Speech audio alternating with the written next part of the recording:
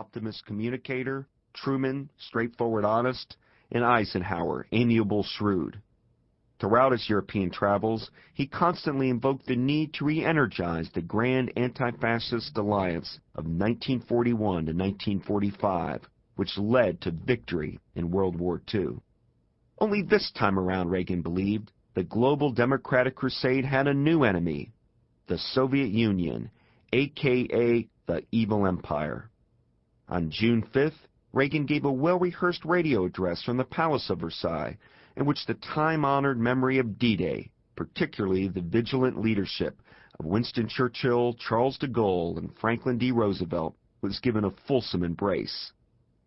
France may have helped the United States win at Yorktown, but, Reagan insisted, America repaid the favor in spades 163 years later at Normandy. One lesson of D-Day is as clear now as it was 38 years ago, Reagan stated in his radio broadcast, which aired that day in the United States. Only strength can deter tyranny and aggression. In taped remarks for French television, Reagan echoed the same sentiment. D-Day was a success, he said, and the Allies had breached Hitler's seawall. They swept into Europe, liberating towns and cities and countrysides until the Axis powers were finally crushed. We remember D-Day because the French, British, Canadian, and Americans fought shoulder to shoulder for democracy and freedom, and won. The term D-Day was not coined for the Allied invasion. The same moniker was given to the attack date of nearly every offensive during World War II. It was first coined during World War I, before the massive U.S. attack at the Battle of Saint-Mihiel in France on September 12, 1918. The D was shorthand for day. The expression literally meant day-day and signified the day of an attack. By the end of World War II, however, the expression was synonymous with only one date, June 6, 1944.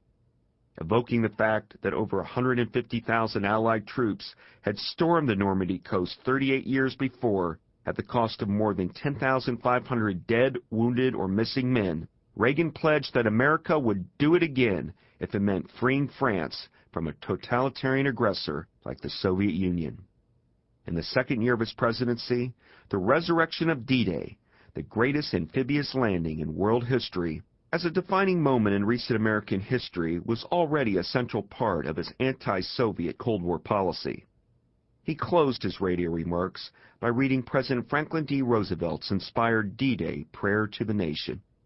According to historian John Meacham, author of Franklin and Winston, when FDR had read the prayer on the radio, he was playing the part of national pastor. Now Reagan, in a far less dramatic historical moment, was doing the same. 2 years later, on June 6, 1984, Reagan came back to France for the 40th anniversary of D-Day. The emotive speech he delivered at the windswept Normandy promontory, looking out over the English Channel, known now in history as the Boys of Pointe du Hoc address, was the opening salvo to a new American indebtedness to World War II veterans. By honoring the daring action of the 2nd Ranger Battalion, 225 young Army volunteers whose mission was to climb the treacherous 100-foot-high Pointe du Hoc cliff while being shot at by entrenched German soldiers, he was paying tribute to an entire generation. Out of those 225 boys, only 99 survived the amphibious assault. Later that afternoon, the President also gave a stirring oration at Omaha Beach, not far from where the plaque on a bronze memorial statue honors the spirit of American youth rising from the waves. By the 1980s, these youths were aging gray hairs, the new old. Pointe du Hoc and Omaha Beach were Reagan's signature moments, Ken Duberstein, a former White House chief of staff, recalled. If I have one enduring memory of Reagan, it's the way he crisply saluted World War II veterans that afternoon. These were his guys. Then there was the moving visual of Reagan walking with Nancy amongst all the grave sites, which looked like miles and miles of white crosses. That was an unforgettable moment of absolute reverence for the World War II vets. As president, Ronald Reagan delivered 3 unforgettable speeches: Pointe du Hoc, the Challenger disaster, and the Berlin Tear Down This Wall number. But, Duberstein concludes, it was the first of these, Pointe du Hoc, that set the tone for the others. Before Reagan dubbed the 2nd Ranger Battalion the Boys of Pointe du Hoc, they were known as Rudder's Rangers, named after their feisty, tough-minded commanding officer, Colonel James Earl Rudder. Historian Ronald L. Lane's Rudder's Rangers, first published in 1979, remains the indispensable book on the World War II years of this remarkable fighting man. Another invaluable book on the battalion is Robert W. Black's Riveting Rangers in World War II, a definitive popular study of these elite fighting men. From an archival perspective, the Eisenhower Center for American Studies at the University of New Orleans, of which I served as director from 1994 to 2004, has numerous transcribed oral histories of various U.S. Army 2nd Battalion survivors. Never before have these oral histories been so fully tapped as in the writing of this book. What distinguishes this deliberation from other D-Day narratives is the interweaving of the Battle of Pointe du Hoc, June 6, 1944, with the ascendance of President Ronald Reagan's new patriotism, June 6, 1984. With the assistance of the Ronald Reagan Presidential Library in Simi Valley, California, I've been able to document how and why our 40th president played a seminal role in launching the great reappreciation of World War II veterans that swept over America in the 1980s and continues today largely unabated.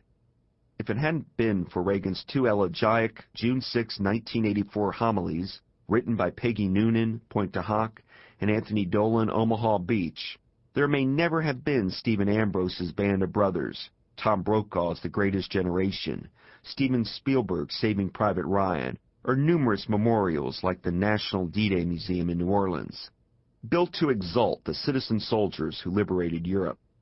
As biographer Lou Cannon wrote, Reagan's performance in Normandy demonstrated the timing, dramatic sense, and attention to detail for which the White House staff was famous during his presidency.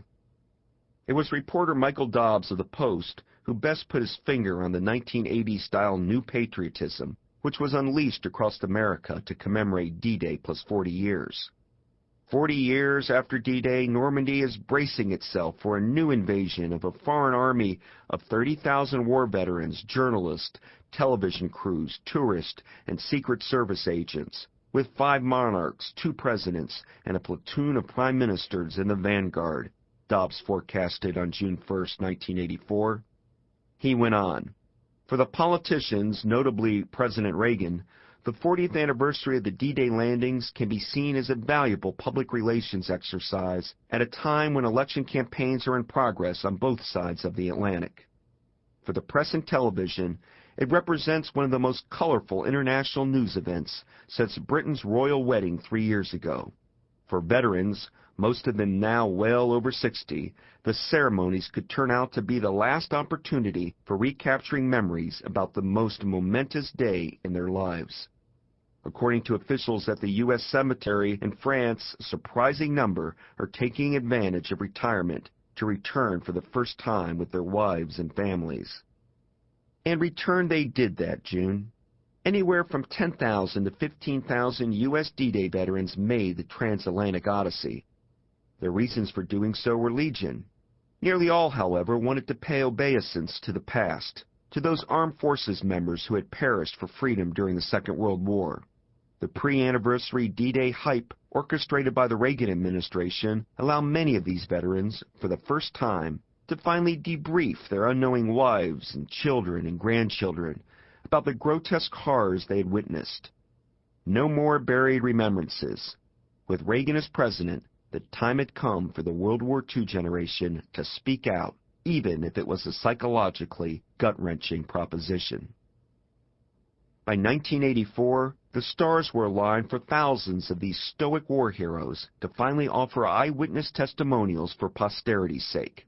It was, in essence, a generational reckoning. Although these veterans had been allergic to boasting, President Reagan and the national media convinced them that telling what happened was their final duty to their country. Just as Supreme Allied Commander Dwight D. Eisenhower had ordered the U.S. Army to film the concentration camps immediately after their liberation,